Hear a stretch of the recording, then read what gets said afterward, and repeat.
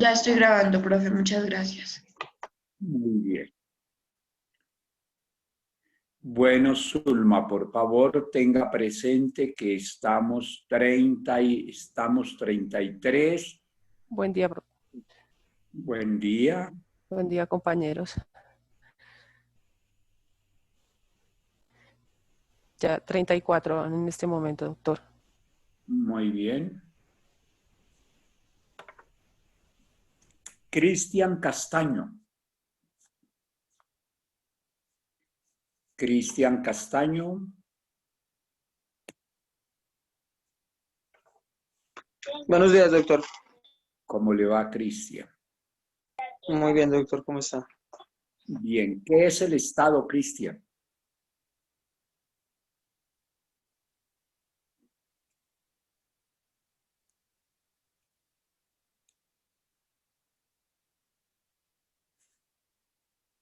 Cristian.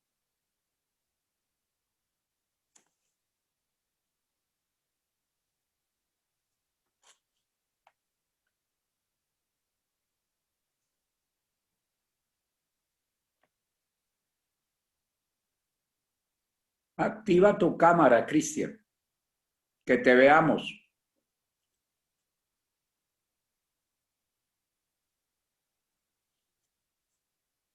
Bueno, Cristian, por ahora tienes uno.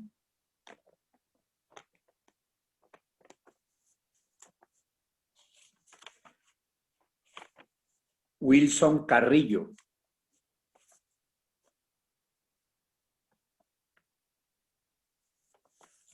Wilson Carrillo. Buenos días. Buen día, profe. Buenos días, Wilson. ¿Qué es el Estado, Wilson? Bueno, profe, el Estado pues tiene bastante, pues ha pasado muchas cosas sobre el tema del Estado, como por ejemplo el tema de la historia. No, pero, a ver. Ya, profe, ya. El Estado... Un momento. Sin leer. No, profe, aquí estoy mirándolo a usted. Ok, muy bien. Un concepto del Estado, una idea clara del Estado, un concepto. El Estado, pues, partamos que es un ente ficticio. Ajá. Que solamente se expresa a través de sus órganos, de las Muy instituciones. ¿Qué más le puedo decir, profe? El Estado es la principal organización esencialmente política, jurídica y social. Muy bien. ¿Por qué el Estado? Muy bien. ¿Por qué el Estado es la principal organización?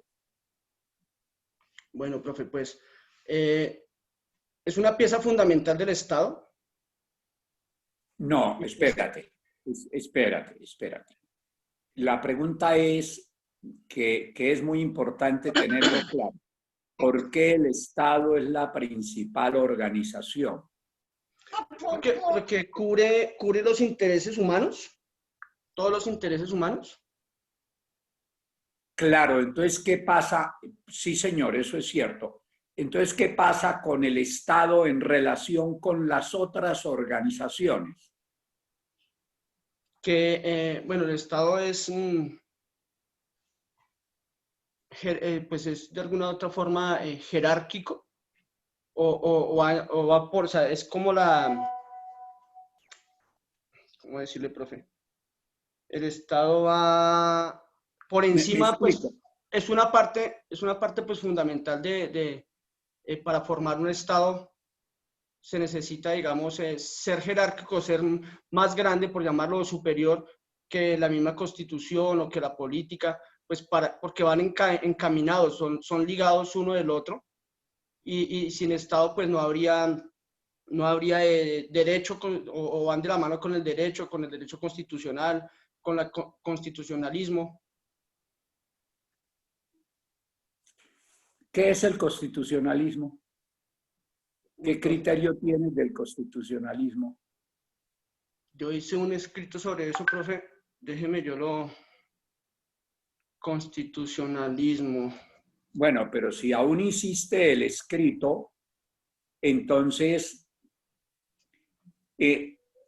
muy importante para ustedes que no tengan nada de la materia en la nebulosa, sino que lo tengan claro. Entonces, entraste al constitucionalismo.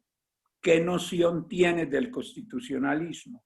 Bueno, profe, pues constitucionalismo, pues, profe, de alguna otra forma el constitucionalismo es como la forma organizacional ¿cómo llamarlo? Es un movimiento político que nos dice cómo hacer la constitución. Eso, ¿cómo debe ser la constitución? Es por ahí. Tú eres Cristian, ¿no? Wilson Carrillo, profe, Wilson Carrillo. Digo mal, sí, señor, Wilson Carrillo.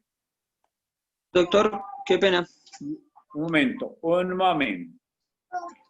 Tienes un 4-3, Wilson. Sí, Cristian. Sí, señor. Lo que pasa es que usted me había llamado y tuve señor. problemas tocó salirme de la sesión y volver a ingresar. Entonces, igual para que sepa que estoy ahí disponible en cualquier cosa. Porque sé que... Ya, primero para quitarle el 1, Cristian. Tú eres Cristian Castaño, le quito el 1. Sí, señor. Bueno, entonces, léanos el trabajo para hoy sobre la conferencia. Doctor, pues le voy a comentar algo, sé que no, o sea, no es una excusa, pero pues yo fui el que abogué porque el día sábado no podía estar en la conferencia. Resulta que el día de ayer... grabaron. Sí, la grabaron. El día de ayer, muy amablemente, nuestra compañera Ana María nos hizo el favor de enviárnosla para que pues los que no habíamos podido asistir la escucháramos. Muy bien. El tema es que yo el día de ayer estuve en las exequias de mi tío, entonces realmente no tuve el tiempo para escucharlas. Entonces, de igual forma, si quiere, o sea, manténgame el 1, yo me encargo esta semana en el transcurso de la semana de ver las conferencias y de hacer el respectivo escrito, pero en el momento no lo tengo. Muy bien, muy bien.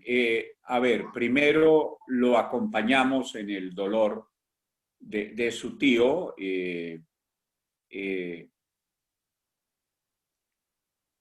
Es duro perder un ser querido, de modo que tiene una excusa justificada y no le pongo el 1, pero usted hace su trabajo en estos días. Sí, señor, si quiere para mañana mismo, o sea, yo... Pronto lo tenga listo, me dice en clase para que lo comentemos, ¿ok? Listo, doctor, claro que sí. Y entonces, el día de mañana. por hoy no le pregunto, que en paz descanse tu tío y que a propósito de eso, ¿de qué falleció su tío?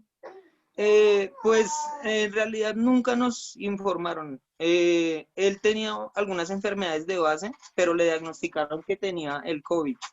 Pero nunca nos informaron si había muerto por COVID o por las enfermedades que él tenía de base, pero fue como un conjunto de las dos cosas que lo absorbió. Ya.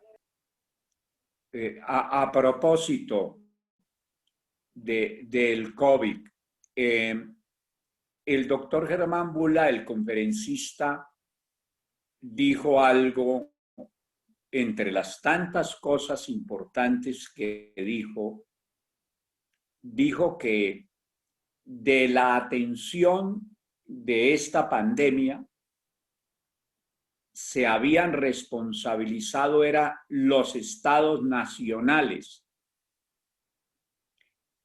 y no la organización internacional.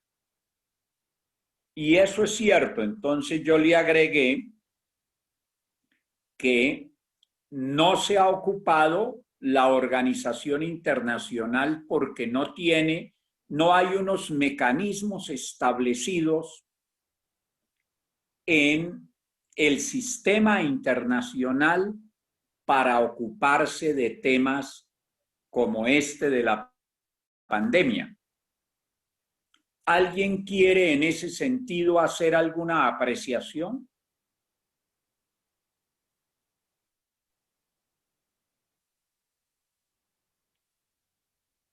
Javier. Vamos con Javier.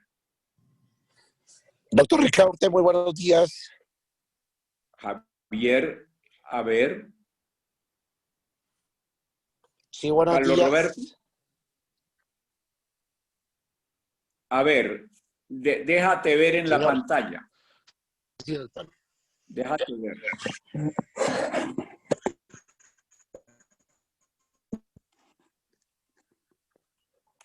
Buenos Carlos días, Roberto. doctor. ¿Cómo está Carlos Roberto? Pero estoy No, llamando... Javier Guevara. ¿Cómo? Buenos días, doctor, con Carlos. Ok, pero quiero hablar con Javier. Sí, ¿cómo le va? ¿Cómo ha estado? Javier.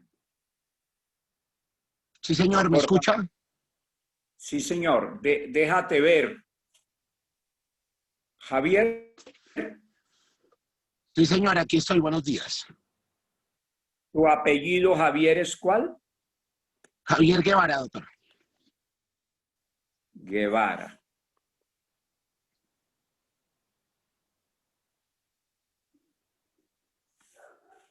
Lee tu escrito sobre el tema del fin de semana. Doctor, dentro del grupo de los que le habíamos solicitado, ¿cierto? Estaba yo laborales. Ahorremos. Entonces queda para después. Perfecto. Queda para después. Perfecto. Javier, ¿qué es la política? Déjate. Continuemos ahí, Javier. Sí, señor, aquí estoy. ¿Qué es la política, Javier? Doctor, estoy bastante retirado y no tengo a mano mis apuntes. No, es que es sin apuntes. Es sin apuntes, Javier. No, doctor, no lo tengo claro el concepto y no voy a decir algo que no corresponda. Ya. ¿Qué tiene claro de la materia, Javier? Doctor, ¿me regala un segundo, por favor? No, Es que es es sin apuntes. Es sin apuntes, Javier.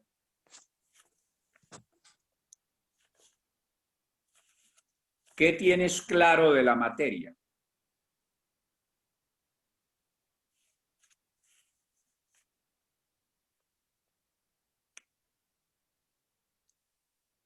Por ahora tienes un 1 que con mucho gusto te lo borro dándome motivos para borrártelo, Javier, ¿ok? ¿Quién tiene ya elaborado el trabajo sobre el tema del fin de semana? Que resultó ser muy importante, más de lo que yo creía, porque la exposición estuvo sencillamente extraordinaria y porque debe darnos muchas luces en torno de lo que está pasando con el Estado. ¿Quién tiene ya ese trabajo hecho, escrito? Buen día, profe. ¿Cómo está? Tengo una pregunta. Lo que pasa es que, obvio, yo estuve en la exposición y en la ponencia que se hizo el sábado, pero yo no hice un escrito. Lo que yo hice fue tomar los apuntes más importantes que establecieron en este caso, los conferencistas sobre pues, los temas que ellos trataron, porque esa era la actividad, o de pronto yo entendí mal, porque crear un escrito de lo que ellos hablaron, pues sería ya más un ensayo de reflexión, una actividad. Lo que yo hice fue tomar textualmente las palabras que ellos comentaron o transcribieron. Sí, señor. Nata. Sí, señor. Ya te vuelvo a escuchar. ¿Me escucha, profe? Pon tu imagen, Nata. Sí, Nata.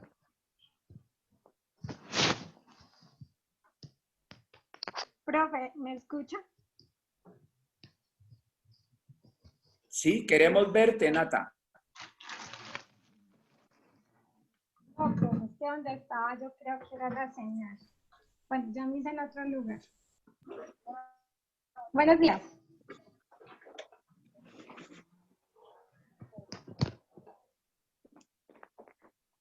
Profe, ¿me ve y me escucha bien?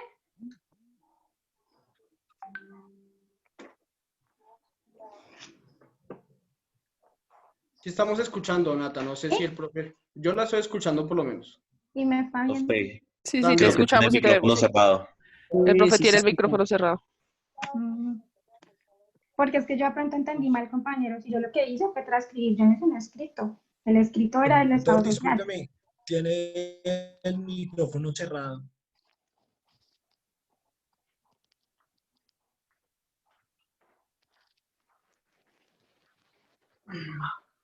Creo que está sin señal el profe, más bien. Y porque la imagen quedó congelada y no se escucha.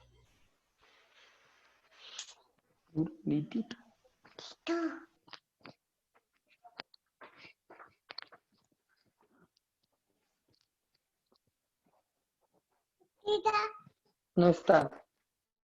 Me tocó ir a trabajar. Estoy trabajando. Micrófonos.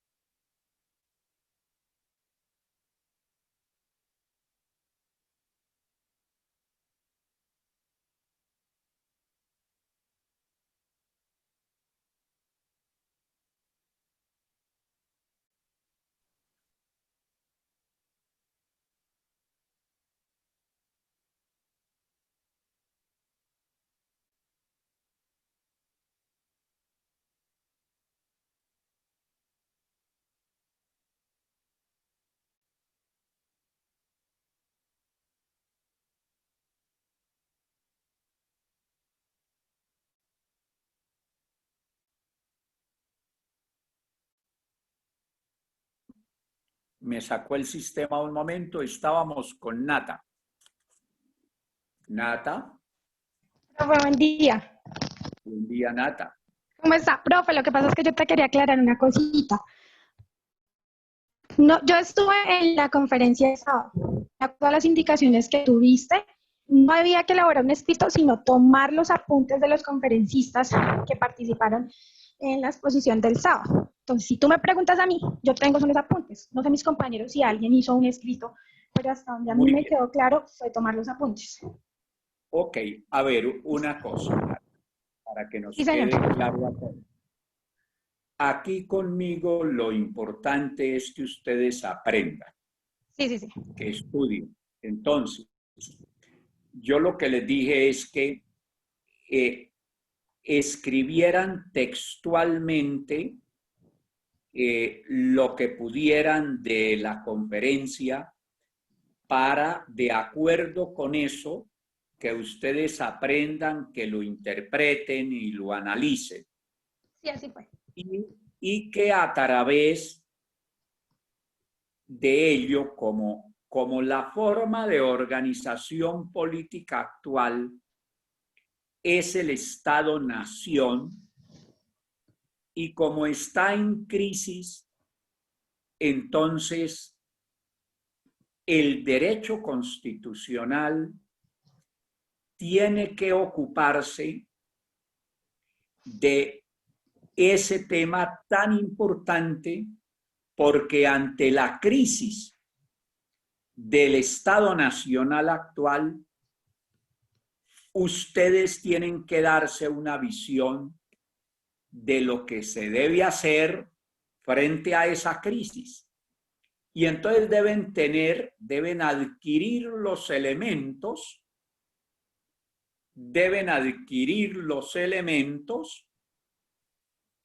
que nos permitan o que les permitan a ustedes entender el Estado, entender la situación en que se encuentra y comprender lo que debe hacer el mundo en materia constitucional de aquí en adelante, porque el mayor tema constitucional obviamente parte del Estado. Entonces, para que entendamos bien los temas que siguen, que son los de la Constitución, tenemos que tener muy claros los cimientos, y los cimientos para entender el tema de la Constitución, los cimientos básicos son los del Estado. De modo que muy bien, con esa aclaración, arranque, Nata, en lo que cogiste, en lo que te enriqueciste el sábado con la exposición. Bueno, entonces la exposición del sábado inicia con un ponente muy bueno que es el profesor Germán Bula. Él empieza a hablar sobre la complejidad, ¿sí? Y entonces él dice que en estos momentos que vive la humanidad desde hace unas décadas, la complejidad es el tema, es uno de los temas más importantes, no el tema, sino cómo analizar las situaciones que están pasando a través de la complejidad, ¿sí? Y él inicia y dice, bueno, siempre va a haber una relación entre personas, pero bueno, la relación entre dos personas es más llevadero, pero cuando se presenta una relación entre más de 10 personas, aumenta el nivel de complejidad para relacionarse, ¿cierto? Y para analizar esas relaciones que se presentan entre esas personas. Y más de 10 personas, esa complejidad se vuelve explosiva. Luego habla entre las relaciones simples entre las personas, pues antes, pues como todos vivíamos apartados, ¿cierto? Aislados, ¿cierto? Pues no había, pues digamos que las relaciones entre las personas eran más simples, como él lo acabo de decir.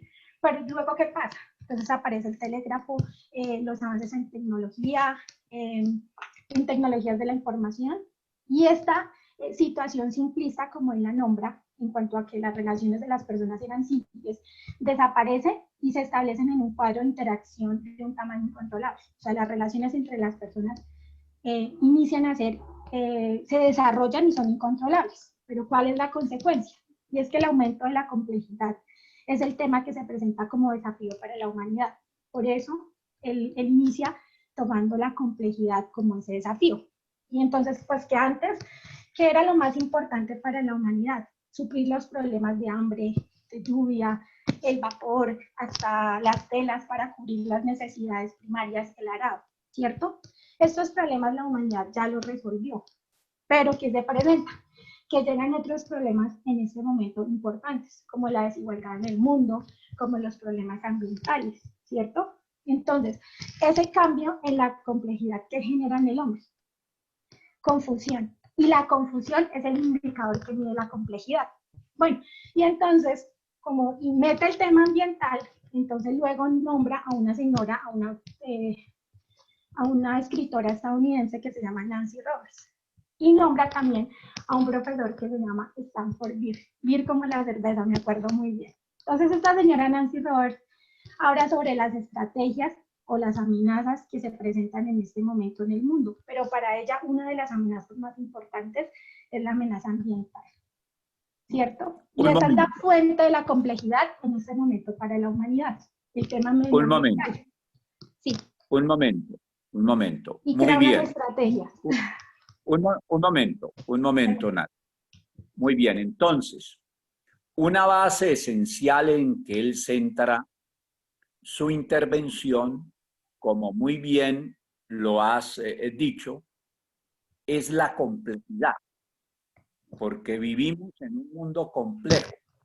Entonces, la complejidad para él es la clave del mundo actual, por múltiples razones.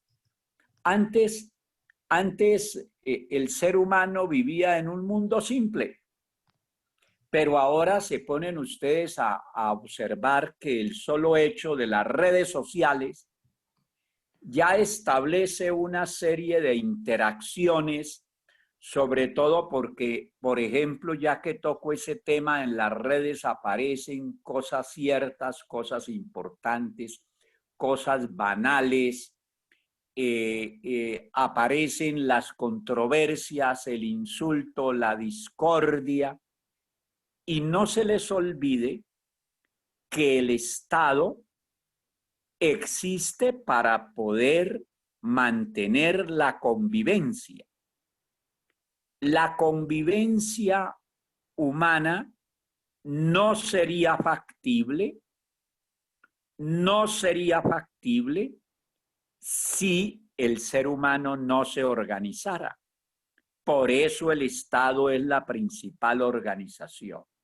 De modo que, muy bien, esa parte debe quedarnos completamente clara, porque entonces ese punto de partida de él, la complejidad, es la clave del mundo actual, y esa complejidad es indudable, creo que también lo dijo, la complejidad genera múltiples problemas. Entonces, y ese hecho de la complejidad debe tenerse en cuenta, porque ante ella el mundo tendrá que adoptar la decisión de si a una situación como la que vive actualmente se queda con el Estado nacional o lo supera. Esa es como la gran pregunta que finalmente tenemos que resolver. Entonces, ahora sí, continúe, yo la voy interrumpiendo solamente donde vea la estricta necesidad, porque luego expone el planteamiento de dos estudiosos de este tema, empezando con Nancy Roberts. Entonces, reanude desde ahí, Nata. Bueno, sí, señor. Entonces, bueno, él, digamos que cita a la autora, en este caso Nancy Roberts, una autora estadounidense, y ella habla que, bueno, exactamente habla sobre 3 estrategias, por decirlo así, o enfoques más bien, que ella establece, pues para de alguna manera solucionar el tema ambiental, ¿sí? O a las amenazas ambientales que ella tiene desde el concepto de complejidad para la humanidad, ¿sí? Pues teniendo en cuenta que en este momento lo más preocupante, además de la parte ambiental, también nombraban que las armas nucleares y un montón de cosas más.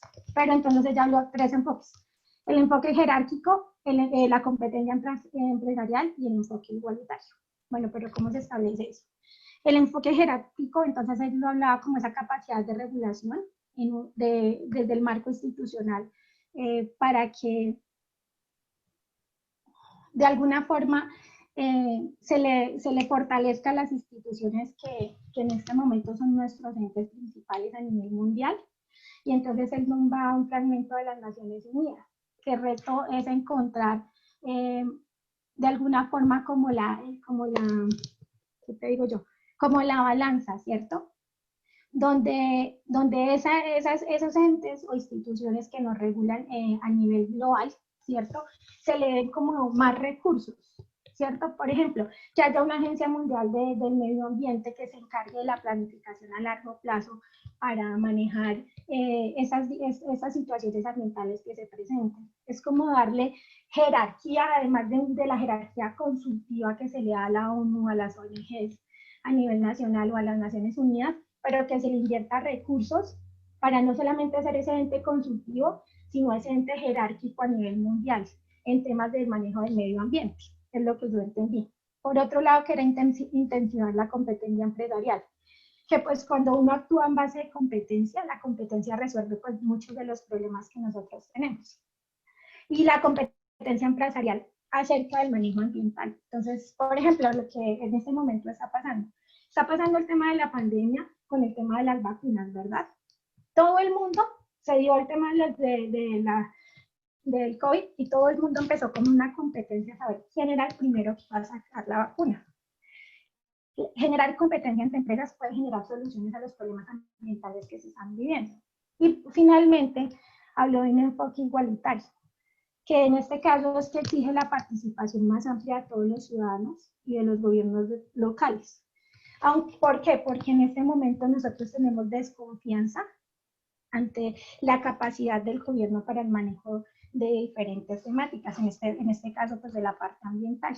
Y luego el profesor Stanbir habló de 3 reglas importantes como para jerarquizar estas situaciones que expresaba la escritora Nancy Robles, para que finalmente el señor Germán Bullard dijera: hay que unir prácticamente las estrategias que habla Nancy Robles y las reglas de cómo analizar esas estrategias dadas por el autor Stanbir y mirar como que enfocarnos a un análisis más global de las situaciones. Y es que a mí me gustó algo que dijo un profesor, el profesor Luis me parece, que dijo que nosotros diseñábamos y analizábamos el mundo desde como unas ranitas, desde el estanque de esa rana, pero no lo analizábamos a nivel global ni diseñábamos situaciones en función a ese mundo global, sino al espacio donde estamos.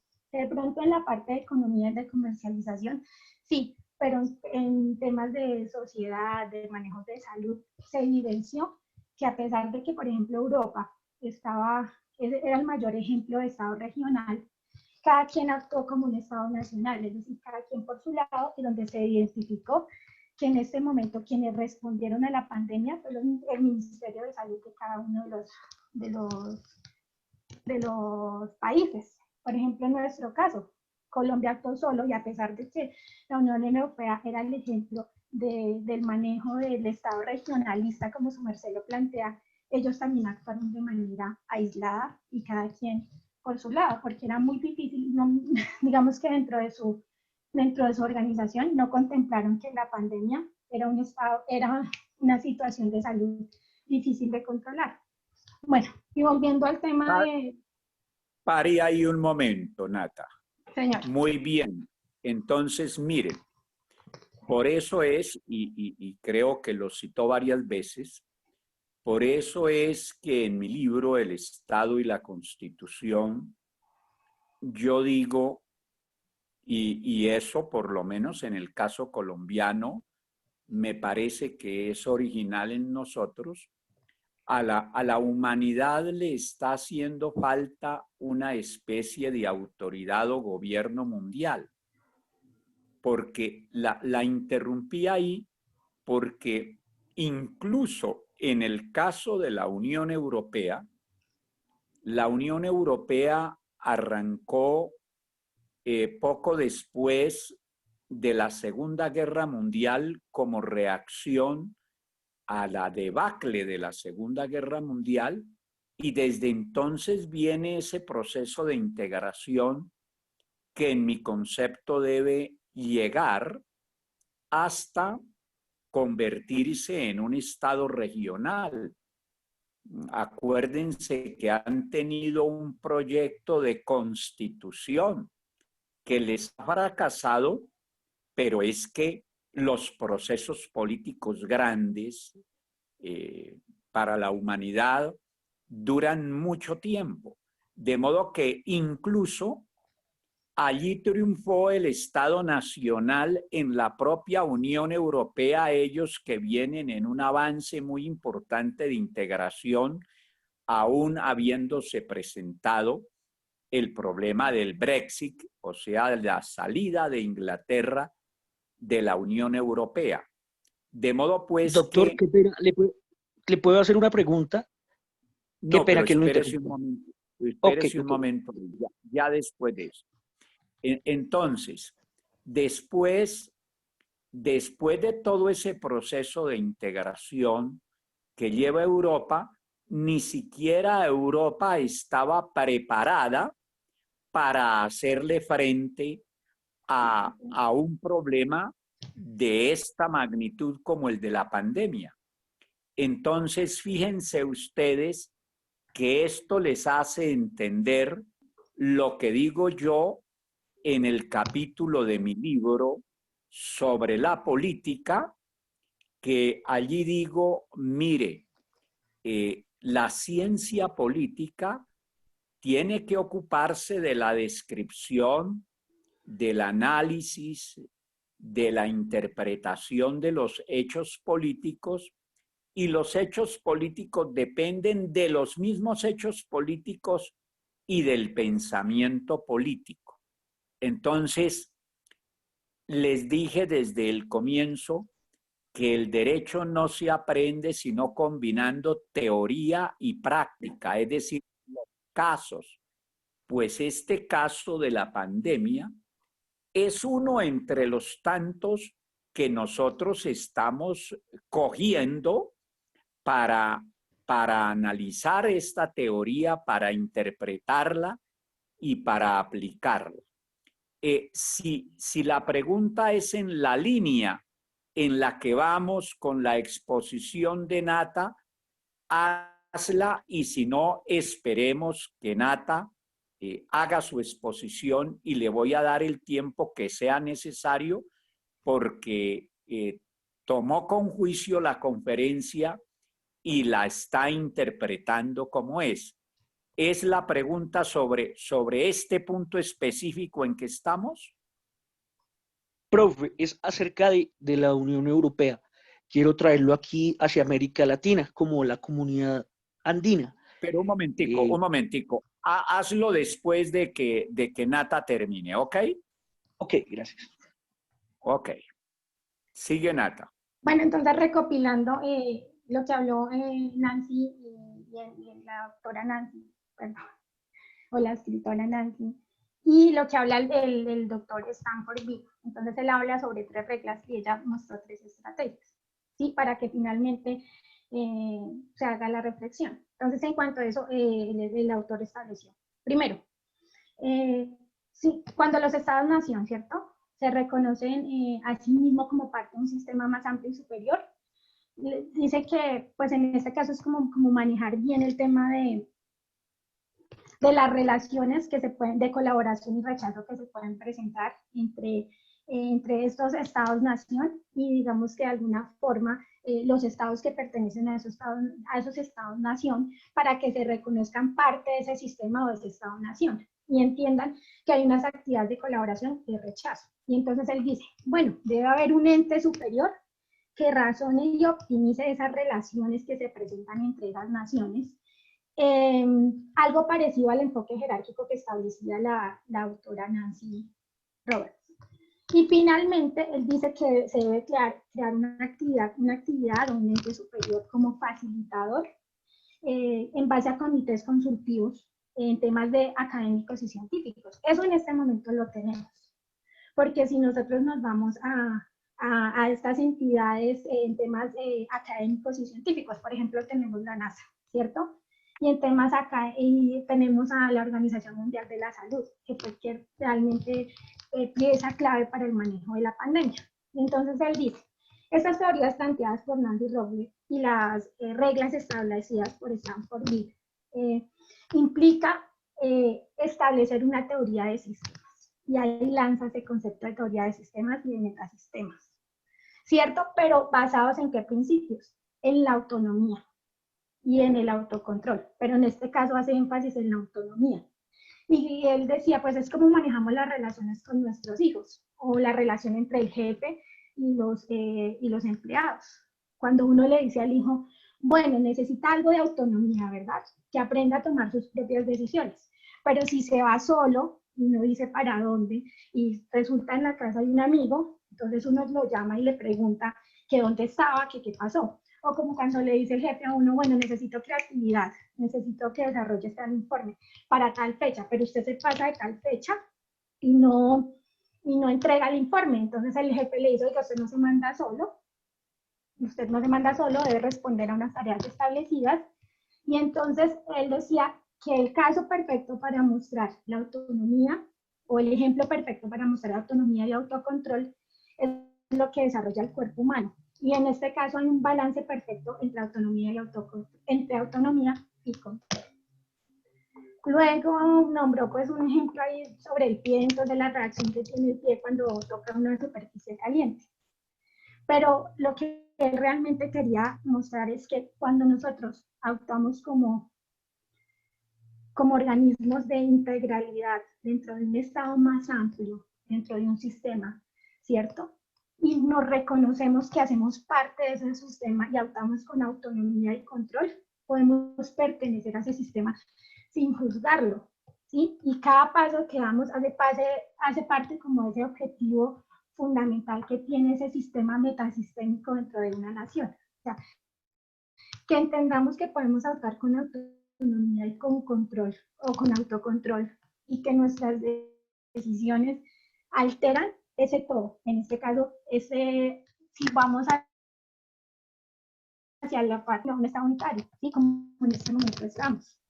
Entonces ya haría parte de la viabilidad, de la autonomía, para poder nosotros establecer nuestras relaciones y nuestras decisiones sin alterar ese ecosistema. En este caso sería pertenecer a un estado regionalista. Eso es lo que yo más o menos entiendo. Es decir, que cada pieza, cada decisión que tome ese estado unitario dentro de ese sistema regionalista incide en ese ecosistema, incide en ese estado regional. Pero pues hay que tener esos dos principios de autonomía y autocontrol claros, pues para no caer en otros, digamos que para no generar más confusión, que ese sería el indicador de la complejidad. Y tener eso claro, digamos que es el reto de cada uno de los estados que quieren pertenecer a ese estado regionalista. Bueno, luego nombró a un académico él, luego habló sobre los sistemas de salud y cómo estos respondieron a la pandemia, que era lo que yo les hablaba sobre cómo actuó la Unión Europea de manera, bueno, como Estado-nación y no como Estado regionalista, y que supuestamente es uno de los ejemplos más claros de esta situación. Y bueno, habló sobre el sistema de salud de las naciones y esas variables. Luego habló sobre 6 mujeres altamente elogiadas por el manejo que tuvieron de la pandemia. Y luego tocó lo que su merced hablaba sobre el Estado-Nación, establecido como desde su origen, ¿sí? Y realmente que para mí, perdónenme por el resumen tan práctico y tan poco elaborado, y es que para mí el Estado de Nación establecido en Westfalia en 1948, pues se creó como para darle orden y paz, ¿sí? Y es decir, aquí pues estamos en un momento de caos, una época de caos y de guerras y enfrentamientos. Entonces cada quien se va para su país, cada quien ejerce su soberanía y hay unos límites establecidos, unas fronteras establecidas, y eso es lo que permitió lograr cierta paz en Europa y que es lo que todavía se está viviendo. Y es que nosotros cada quien tiene soberanía sobre su propio Estado, y hay unos límites, hay unas barreras naturales, unos límites naturales, y hay unos límites políticos establecidos y respetados entre naciones. No sé si sea así. Y luego habló de, pues es un tema que la verdad no me quedó muy claro, y es como la capacidad que tienen los sistemas viables, y entonces habló que hay unos sistemas que tienen bordes, unos que tienen un cierre, y el otro que el Estado-Nación tiene capacidad y un sistema de extraer recursos de la ciudadanía para, sin correr el riesgo de utilizar el uso legítimo de la fuerza. Pues digamos que esa parte no me quedó muy clara porque no la escuchaba muy bien, pero finalmente habló sobre que el Estado-Nación impacta sobre su exterior, todos impactan ahí, era lo que hablábamos sobre las decisiones que se toman cuando uno pertenece a un Estado regionalista, y que eso permea en el Estado regionalista y no solamente en el Estado unitario, que en este caso seríamos nosotros. Y profe, luego habló sobre, nombró algunos autores importantes que deberíamos nosotros tener en cuenta en nuestras lecturas. Habló también, nombró a Bill Gates, que ya había de alguna forma como ejercido de manera preceptiva esto que se iba a pasar en cuanto a la pandemia, referente a que los viajes en avión facilitarían la exposición de los virus. Y eso realmente pasó, porque mientras Colombia, yo digo, no sé, de manera muy personal, si se hubiera cerrado una semana antes el aeropuerto, pues puede que a Colombia ni siquiera le hubiera llegado el COVID, o le hubiera llegado, pero pues hubiéramos estado un poquito mejor preparados para atender esta emergencia o esta pandemia mundial. Y pues que en este momento, lo que está pasando es que estamos en un estado de reflexión entre marzo y entre agosto, pues a raíz de lo de la pandemia. Tengo muchas cosas más, pero un momento, ya no tengo la claridad. Un momento ahí la interrumpo, porque sí, tiene completa razón también en eso. El virus nosotros lo importamos, y lo importamos, y por eso Bogotá ha sido la más afectada, porque entró el virus por el aeropuerto internacional. Eso para esta clase no importaría, pero para esta clase importa todo, porque todo incide en el Estado, y por tanto todo debería incidir en el derecho constitucional. Entonces, ¿qué pasa aquí? Que no hubo una política. Ojo, no hubo una política trazada para hacerle frente al virus. Y como no hubo una política definida, el gobierno fue actuando, en mi concepto, a la topa tolondra. Entonces no ha habido una política pública estudiada y concertada, y por eso otro error entre los que se han cometido fue el día sin IVA, donde la gente, por ahorrarse el 19%, que es el valor del IVA, se aglomeró, y eso hizo elevar el grado de contaminación. De modo que eso también de lo que ha dicho fue muy importante. A ver, Nata. Pero es que yo lo quería hilar frente a lo que usted dijo, o bueno, porque es que el doctor Germán Bulla de alguna manera citó su libro. Y es que como esto pasó de manera tan rápida, ¿cierto? Esta amenaza fue tan rápida, y usted dice que la velocidad del cambio supera la velocidad de adaptación. Pues nosotros, pues había que tomar decisiones. No teníamos una política establecida, porque esto era algo que se presentó en ese momento, y cada país actuó desde su Ministerio de Salud, desde sus políticas internas que tienen, desde lo que ellos conciben para manejar este tipo de situaciones, a pesar de que la Organización Mundial de la Salud siempre estuvo presente.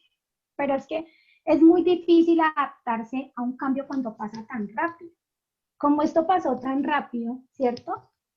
¿Cómo poder detener esta situación? Entonces se tomaron decisiones, como tú dices, sobre marcha. Y eso es lo que está pasando con la política y con el derecho, que digamos que se toman decisiones momentáneas, pero no se piensa en, en todo lo que puede repercutir cuando analizamos y cuando creamos o diseñamos estrategias que actúen de manera prospectiva, pero de manera global. Porque a pesar de que somos Colombia, todo lo que va a incidir Colombia en las decisiones. Porque mira, sí, se tomó esa decisión de no cerrar antes el aeropuerto, pero pues yo lo quería hablar era hacia lo que él citaba de tu libro sobre los cambios pasan tan rápido que no nos podemos adaptar a ellos. Era eso. Muy bien, Nata. A ver. Doctor Ricaurte, una cosita. Un momento. ¿Por qué, Nata, te voy a poner 2 5? Te voy a poner 2 5 porque veo que has interiorizado muchos temas de la conversación y eso te va a permitir entender y analizar qué debe seguir pasando con el Estado. Porque si ustedes son capaces de entender y de analizar qué debe seguir pasando con el Estado, entienden el Estado y en consecuencia los 2 capítulos que le dedico al Estado en mi libro y que ustedes deben estudiar en él o en cualquier otro libro, entonces van a hacer ese estudio bajo la perspectiva de que no se va a quedar el mundo y por tanto no se van a quedar ustedes,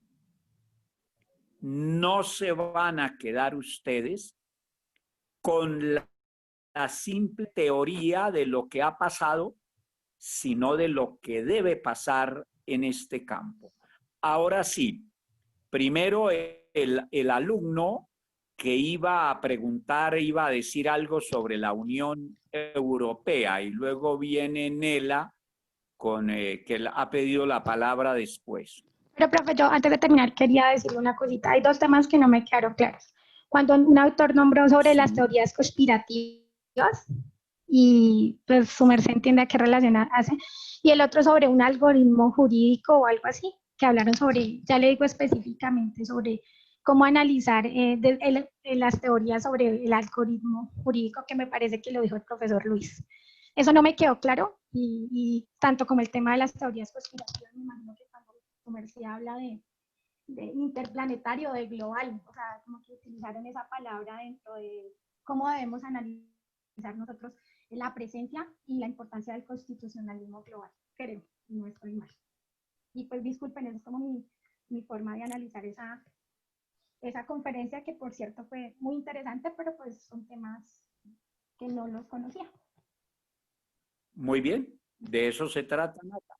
Muy bien. A ver, en primer lugar, en cuanto a las teorías conspirativas, mejor, hagamos una pausa de 10 minutos y me refiero a lo de las teorías conspirativas y me refiero a lo del constitucionalismo global, que entendí son los 2 temas en que quieres entender un poco más y que son vitales en el análisis de este tema. No, pero ya al algoritmo jurídico, ya le copió exactamente quién lo dijo.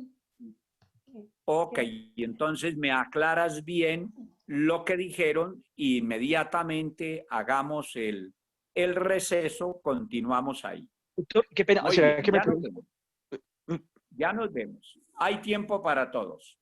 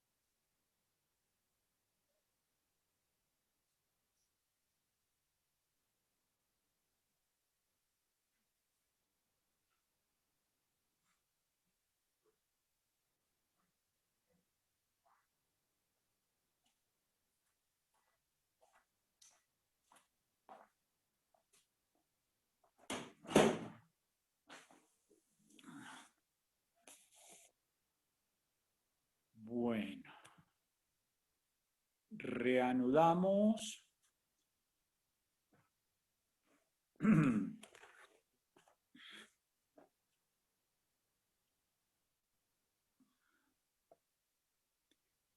A ver, Nata, lo de las teorías conspirativas.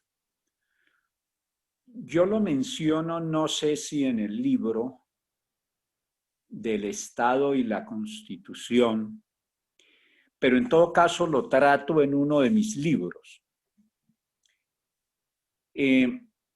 Resulta que la posibilidad de un Estado mundial, que esa sí la trato de manera muy sintética en el Estado y la Constitución, la posibilidad de un Estado mundial para algunos emerge, y por eso le tienen temor, de lo que llaman teorías conspirativas, que tendrían como objetivo subyugar al ser humano, una especie de dictadura mundial, una especie de gobierno incluso en la sombra de los grandes poderes mundiales. Y mi tesis es que justamente el Estado mundial, que sería un hecho que se produciría y que en mi concepto se debe producir, pero quién sabe cuántos siglos adelante, porque los procesos políticos y los cambios, por tanto, en la organización política, históricamente han sido siempre lentos, muy lentos. Entonces yo digo que frente a las teorías conspirativas, la posibilidad de un Estado mundial debe ser justamente para evitar el gobierno de facto, el gobierno de hecho, el poder ejercido por unos pocos en el mundo, justamente para evitar que nos sigan subyugando a las grandes mayorías. Entre otras, ese Estado mundial lo planteo bajo el contexto de que la Tierra, el planeta Tierra, es una ínfima porción del universo y que quién sabe cuántas vidas existan y que entonces llegará el momento en que el ser humano en la Tierra tendrá que unirse para hacerle frente a las relaciones que podrían surgir, quién sabe con cuántas vidas que deben existir en el universo.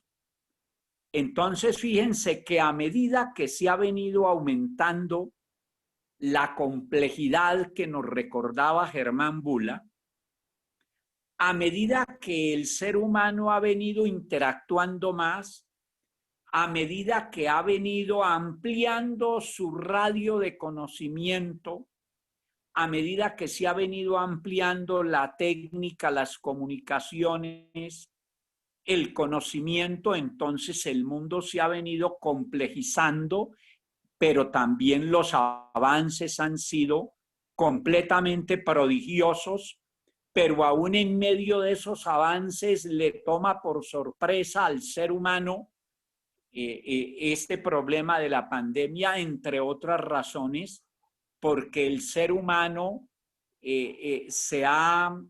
porque la economía que gobierna al mundo y porque la economía que siempre prevalecerá sobre la política ha hecho que el mismo ser humano se olvide de sí mismo, y entonces eso nos ha llevado a un problema tan grave como este de la pandemia, y por eso entre los problemas globales Germán Bula ubica, como ubican muchos, como principal el tema ecológico, el tema del equilibrio ecológico, entre otras cosas. Yo no sé si alcanzáramos, pero voy a pedirle a mi hijo es Juan Carlos Lozada, es representante a la Cámara y es una autoridad en materia ecológica. Su trabajo central lo ha hecho en los aspectos ecológicos y ambientales. Es una verdadera autoridad en ese sentido, y si pudiera sacar una media horita que nos regalara para que nos expusiera bajo el contexto de la globalización del derecho, ese tema del equilibrio ecológico, nos podría hacer él un buen aporte en ese sentido. Al otro tema, yo no le, en ese momento el tema que no te quedó claro, yo no se lo escuché también bien a él, entonces vamos a hacer una cosa, Nata.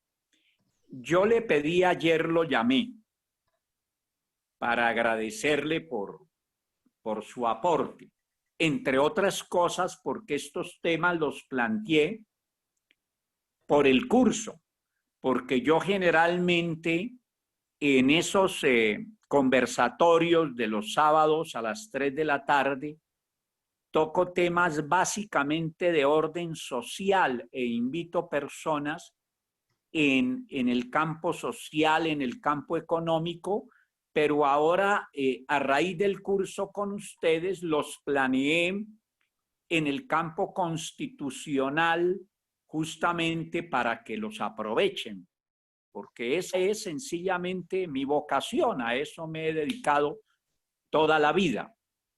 Entonces, ese tema, bueno, entonces les decía, entonces lo llamé ayer para agradecerle y le dije, si yo le pido a uno de mis alumnos que transcriba, es decir, que copie la conferencia, usted la revisaría para que le sirva a mis alumnos, y me dijo que fantástico, que lo hace.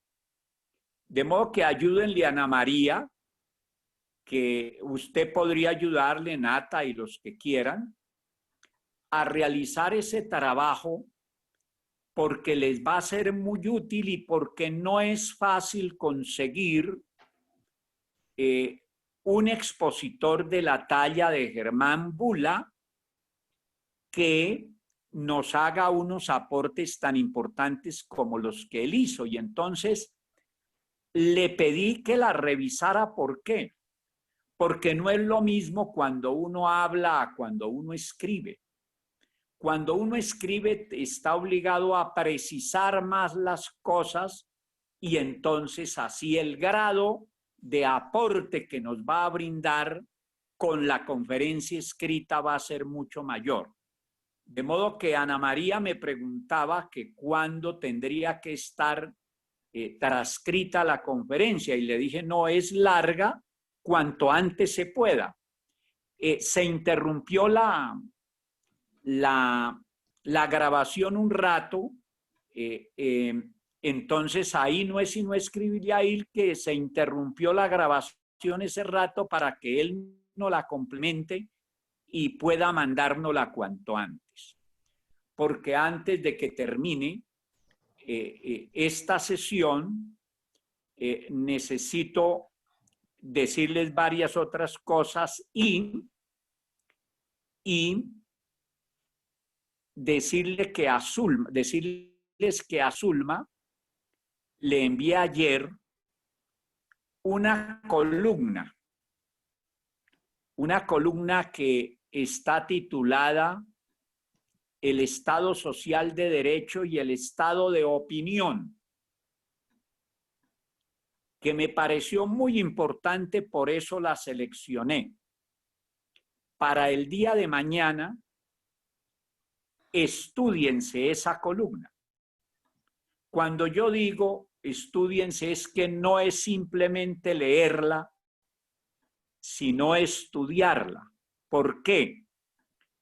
Porque esa columna les va a ayudar a precisar qué es el Estado social, qué es el Estado de derecho y qué es el Estado de opinión,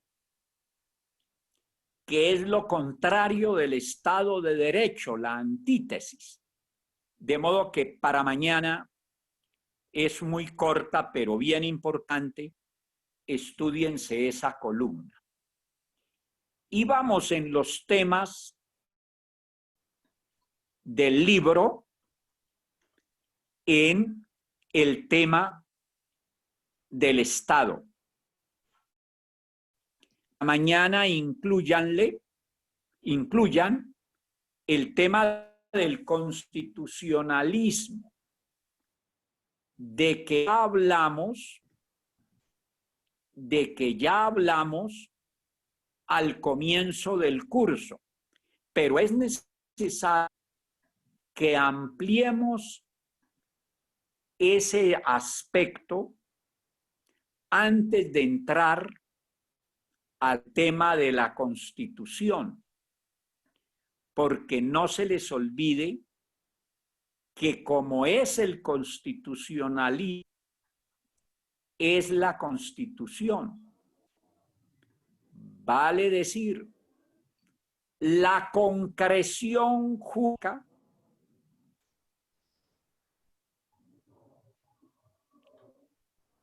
que se da en las constituciones es la concreción del constitucionalismo. Porque el constitucionalismo, como ya ustedes lo saben, es un movimiento, y es un movimiento político que nos dice cómo debe ser la Constitución. O sea que como es el constitucionalismo, es la Constitución. Y como el constitucionalismo está en crisis, entonces es indispensable un constitucionalismo global. Entonces, en la lectura que van a hacer del constitucionalismo, debe quedarles claro si hay, y si hay, en qué grado va el constitucionalismo global y qué haría falta para que avance más el constitucionalismo global, porque las respuestas que debe darse el ser humano a problemas como este de la pandemia y a problemas comunes de la humanidad, como el equilibrio ecológico, como el calentamiento global, como las drogas psicotrópicas, como el terrorismo, con migraciones y como muchos otros, no se podrán resolver adecuadamente sino a través de un constitucionalismo global. De modo que tener muy claro qué es el constitucionalismo, qué es el constitucionalismo global y qué es el neoconstitucionalismo. Lo encuentran en ese capítulo y los que no tienen el libro, definitivamente intenten conseguírselo porque no encuentran en algún texto esos resúmenes así. Por eso yo he hablado el sábado con los de la editorial y si alguien más puede hacer el esfuerzo, logré que me le dejen a mis alumnos ese libro aún más regalado en 40,000 pesos, en la mitad de precio de lo que vale en las librerías. O valía porque el libro está, no les quedan sino unos muy pocos ejemplares que yo pedí que los retomara la editorial con el propósito de prestarles ese servicio a mis alumnos y no un negocio como pudiera pensar alguno, porque yo no soy negociante. Escribir no es un negocio, sino una vocación, y el sábado quedé muy satisfecho de que una persona que fue presidente del Consejo de Estado y que es magistrado de esa corporación y que hasta candidato presidencial fue, se haya tomado la tarea de leer mis libros y de producirles algún elogio como lo produjo. De modo que eso he conseguido que les hagan, y si algunos lo van a conseguir hoy mismo, no es sino que consignen a nombre de la editorial y me manden eso, porque ese precio se lo dejan por conducto mío para que definitivamente alcancen a estudiarse, si pueden, todo el libro, porque ya que me tienen a mí ahora en estos días que nos quedan, van a poder profundizar y tener al autor para resolver los problemas o las dudas que les surjan. Estoy muy contento ya con el curso porque ya ahora me piden la palabra, y cuando piden la palabra para preguntar y para intervenir es porque ya están tomando el estudio real, el de profundización y el de evitar la cháchara e ir a contenidos reales, como lo ha hecho Nata en el día de hoy, que sin embargo yo estoy seguro que no se va a descuidar, porque así como le coloqué 2 5, podría colocarle 2 1, cosa que ni es una amenaza, ni más faltaba, pero es un reto para que veo que es como muchos de ustedes, yo creo que todos, una mujer inteligente, y alguien puso allí una nota que decía, Nata va a ser alcaldesa. Por supuesto que podría ser alcaldesa y mucho más como pueden serlo ustedes, pero para eso tienen que prepararse y tener su cabeza llena de conocimiento, de análisis, de reflexiones, y eso se adquiere con el estudio permanente. Antes de seguir, Profe, igual, resuelvo las yo le tengo, preguntas. igual yo le tengo hasta el escrito de Estado Social de Derecho. Sí, profe, en ese caso. ¿Cómo dice? Yo también te tengo el Un escrito de momento. Estado Social de Derecho. Ah, muy bien. Es que, a ver, está bien, pero no diga te tengo el escrito. Tengo mi escrito porque Tengo es mi para escrito, ti. sí, claro, yo ¿Hablaban lo antes? trabajé, sí, señor. Ok. Muy bien. Entonces también tenemos que escucharla sobre ese escrito, y si te lees la columna como debes leerla, y claro, ese tema del Estado Social de Derecho lo desarrollo en otro de mis libros, que si algún día lo consigue alguno de ustedes, lo publicó La Gran Colombia, cómo le serviría para su estudio del derecho constitucional colombiano, que son los errores del 91, la Constitución descuartizada, Asamblea Constituyente. Pero si no llegan a conseguir ese, pueden conseguir otro, que se llama Los errores del 91. Yo he escrito en ese sentido 3 libros. El primero lo titulé Los errores del 91. El segundo lo titulé Los errores del 91, la Constitución que requiere Colombia. Ambos se agotaron, a mí me deben quedar unos poquitos ejemplares. si puedo, porque yo estoy en Cajicá y mi apartamento es en Bogotá por razones del COVID, pero el día que yo pueda regresar a Bogotá, que pueda ir, miro si me quedan unos 2 ejemplares y si a mí me quedan unos 2 ejemplares, me pongo de acuerdo con Zulma para ser muy útiles, no solamente para este curso, sino fundamentalmente para el estudio del derecho constitucional colombiano. De modo, Nata, que también te vamos a escuchar como a todos los alumnos en cada uno de sus ensayos, en cada uno de sus escritos. ¿Quién iba a hablar?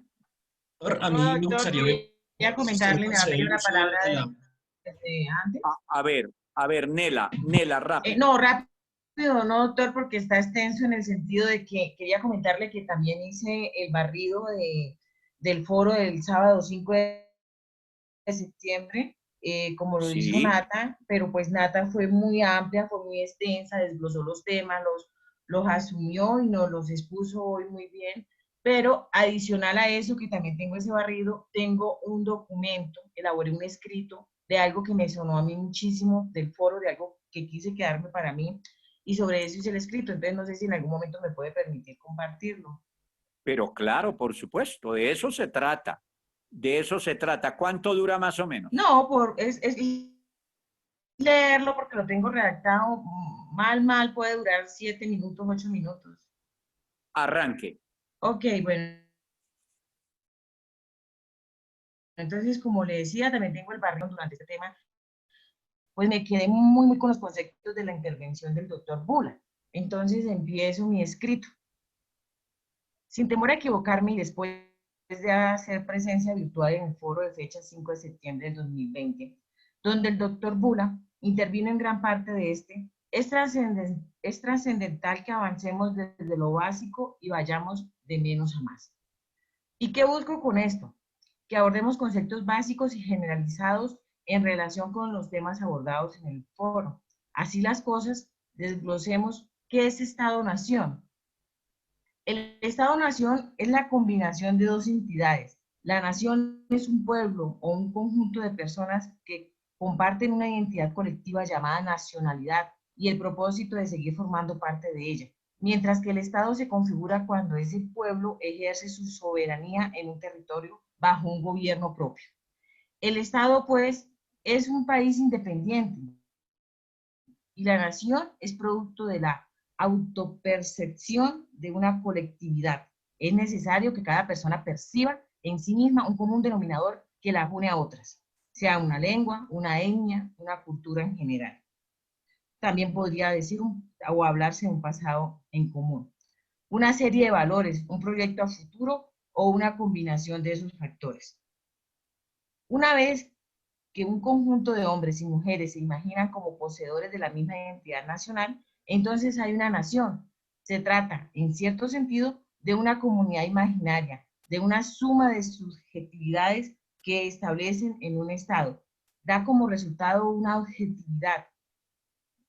Vale aclarar, sin embargo, que el Estado y nación no siempre coinciden, y ya no lo había hecho saber el doctor Ricaurte. Hay estados que contienen varias naciones y hay naciones que se esparcen en varios estados. Habiendo contextualizado estos términos, debemos seguirnos entrando en el Estado-Nación, pero siendo enfáticos al indicar que el Estado-Nación se crea históricamente mediante el Tratado de Westfalia, al final de la Guerra de los 30 años, que se dio en 1648, y a la hegemonía de los Habsburgo en el Imperio Germánico.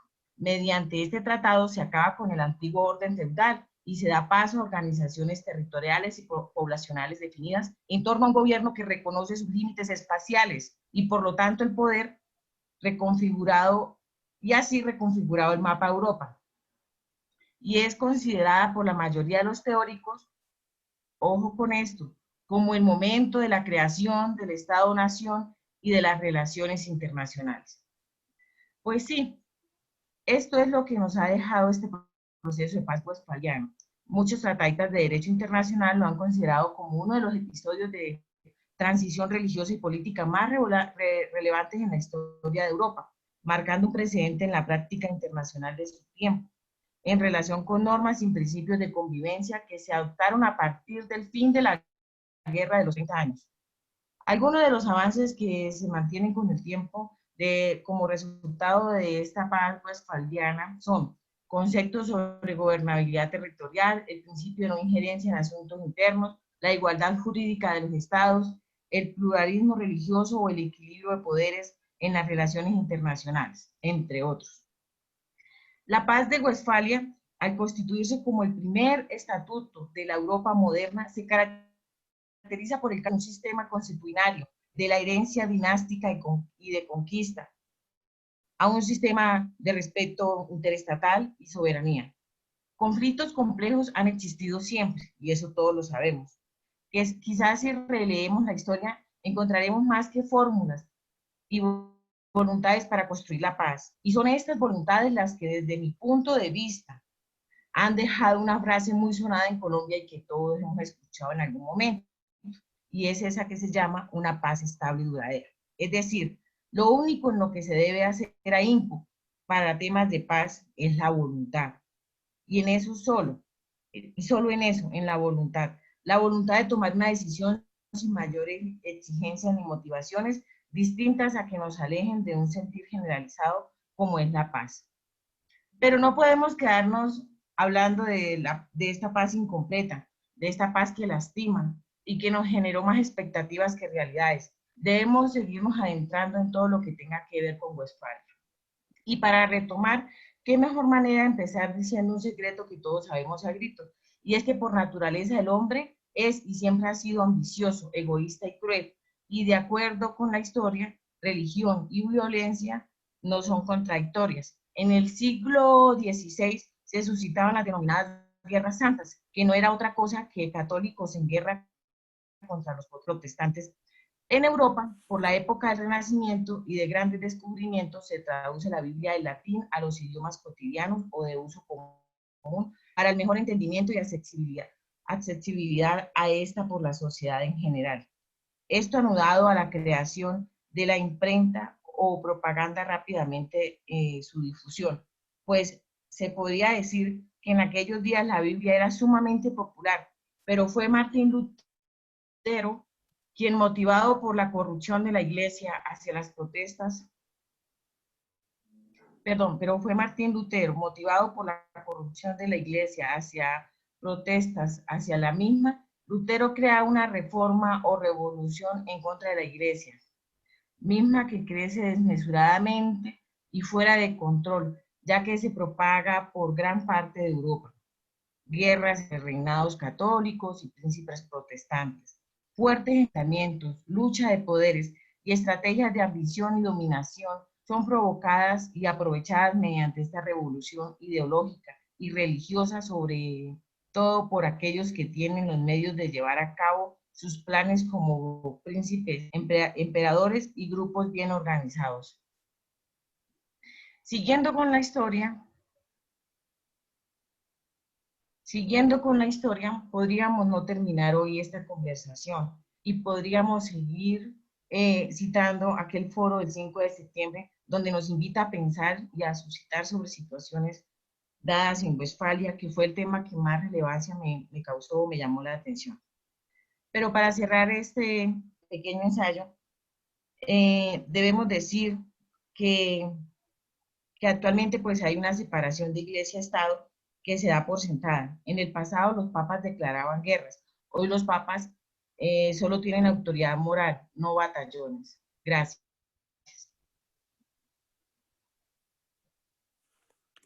Muy bien, Nela. Buenos días. Te voy a poner... ¿A mí se me puede conceder el uso de la palabra? Mire. Sí, un segundo. Muy bien, Alejandro. Mire, desde ya, hay unos temas de la materia que los toco al final porque se van deduciendo de los temas tratados. Ya ustedes deben ir viendo que hay una muy estrecha relación entre el derecho constitucional y el derecho internacional. Y en la medida en que el constitucionalismo avance, en la medida en que haya más instituciones comunes en el orden internacional, pues esa relación va siendo mucho mayor, y a medida que el derecho interno se internacionalice, como debe hacerse para hacerle frente a la globalización económica, entonces el derecho interno se convertirá más en derecho internacional y cederá mucho más el derecho interno. Entonces, ya van viendo la estrechísima relación entre el derecho constitucional y el derecho internacional, como la hay, por ejemplo, muy estrecha entre el derecho constitucional y el derecho administrativo. Después del constitucional general, ustedes se ocuparán del constitucional colombiano. Y después del constitucional colombiano, yo las he dictado todas, después del constitucional colombiano se ocuparán del derecho administrativo general y luego del derecho administrativo colombiano. Y allí vamos a deducir al final que la más estrecha relación entre el derecho constitucional existe con el derecho administrativo. Vayan madurando esto de una vez, que es muy simple. El derecho administrativo, es decir, el que tiene que ver con la rama ejecutiva, a cuya cabeza está en Colombia el presidente de la República y a cuya cabeza está en los estados de régimen parlamentario el jefe de gobierno, que es el primer ministro, ya hablamos de eso. Entonces, vayan teniendo presente algo muy simple pero muy importante, que hay que entenderlo, que el derecho administrativo no es otra cosa que el mismo derecho constitucional concretizado, es decir, llevado a la administración. Entonces, como ya les dije y como lo ampliaremos, de las 3 ramas tradicionales del poder público, yo hablo de 5. La legislativa, que no debe tener función constituyente; la ejecutiva, que es la rama ejecutiva o la administrativa; y la judicial, temas que también seguiremos ampliando. Yo tengo un compromiso médico a las 10 y tengo que preparar mis temas porque no puedo fallarle al médico. Alejandro, mañana le prometo que usted arranca y me emociona mucho que no alcance el tiempo para escucharlos. Mañana nos vemos. Salud y vida, que sigan estudiando mucho y que los que están un poco quedados, porque hay unos un poco quedados, entonces ponerse al nivel con los restantes compañeros. Buen día. No se preocupe, doctor. Muchas gracias y tenga un excelente día. Hasta luego. Lo mismo. Buen día. Buen día. Buen día, Charles. Buen día, doctor. Gracias. Buen día para todos. Gracias, profe.